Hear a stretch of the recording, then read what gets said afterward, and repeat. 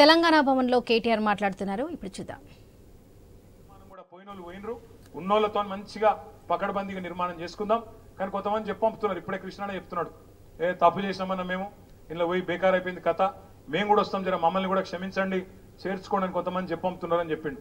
చూద్దాం, వాళ్ళు నిజంగానే బుద్ధిమంతులు, ఎవరైనా బుద్ధిమంతులు ఉంటే చూద్దాం. ఇక బుద్ధిహీనులు పనికిరానోడు మనకు ప్రజల ఆల్రెడీ ఖర్చు అయిపోయింది అని అనుకుంటే ఇడిచిపెడదాం. కానీ ఒకటి మాత్రం పక్కా, ఇవాళ రాష్ట్రం మొత్తంలోని ప్రజలు, నిన్న మీరు చూసినారు, ఒక ముస్లిం సోదరుడు మాట్లాడుతున్నాడు నిన్న సోషల్ మీడియాలో, అన్నా కేసీఆర్ అన్నా आप याद आ रहे हमारे को, आप जल्दी वापस आओ, कहाँ भी है आप जल्दी आना वापस, मैं ये लोग बहुत सता रहे हमारे को అని చెప్పి నిన్న ఒక ముస్లిం సోదరుడు మాట్లాడుతూ ఉన్నాడు. ఒక సోదరుడు జేసీబీ వచ్చి బుల్డోజర్ వచ్చి ఆయనను కొట్టేస్తుంటే, ఇల్లు కొట్టేస్తుంటే ఆయన గట్టిగా ఆక్రందనలు చేస్తున్నాడు. అన్నా కేసీఆర్ అన్నా నువ్వు రావాలే, ఎక్కడున్నా మమ్మల్ని కాపాడాలని చెప్తా ఉన్నాడు. రాష్ట్రం మొత్తంలోని ప్రజలు కూడా కేసీఆర్ తిరిగి రావాలి అని చెప్పే రోజు ఎక్కువ దూరం లేదు.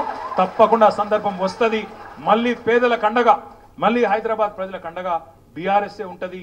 ఈ గులాబీ కండువానే 10 ఏళ్లు ప్రాంతీయ విద్వేషాలు లేకుండా, ఆంధ్ర తెలంగాణ ఫీలింగ్ లేకుండా, ఏ ఫీలింగ్ లేకుండా, ఎట్లా అయితే 9.5 ఏళ్లు ఒక్క చిన్న గొడవ లేకుండా, చిన్న ఇరిటేషన్ లేకుండా, కర్ఫ్యూ లేకుండా, కల్లోలం లేకుండా, హిందూ ముస్లిం పంచాయతీ లేకుండా అన్నదమ్ముల్లాగా ఎట్లయితే హైదరాబాద్ లో బతికినామో భవిష్యత్తులో కూడా అట్లే ఉందాం. పేదవాళ్ళని కడుపులో పెట్టుకొని చూసుకుందాం, వాళ్ళని కాపాడుకుందాం, పెద్దవాళ్లను పెట్టుబడిదారులను కూడా తెచ్చుకుందాం. తద్వారా ఐటీ విస్తరణ కావచ్చు, ఇంకోటి కావచ్చు, అది మన వల్లనే సాధ్యమైతే తప్ప ఈ చిట్టినాయుడు అండ్ కంపెనీ వల్ల మాత్రం కాదు అనే మాట కూడా మళ్ళొక్కసారి మీకు తెలియజేస్తూ, ధైర్యంగా ఉండండి. డివిజన్ల వారీగా కార్యక్రమాలు తీసుకుందాం. మళ్ళా శేర్లింగంపల్లిలో కూడా డివిజన్ల వారీగా మీటింగులు పెట్టుకుందాం. మీ అందరికీ ఇప్పుడు కృష్ణారావు గారు, సవితక్క భోజనం కూడా ఏర్పాటు చేసినారు. తప్పకుండా అందరూ భోజనం చేయండి. తర్వాత నేను ఇక్కడే ఉంటా, ఎక్కడ పోను. మంచిగా డివిజన్ల వారీగా అందరం ఫోటోలు దిగుదాం, మాట్లాడుకుందాం. ఎవరు ఎక్కడ పోయేది లేదనే విషయం కూడా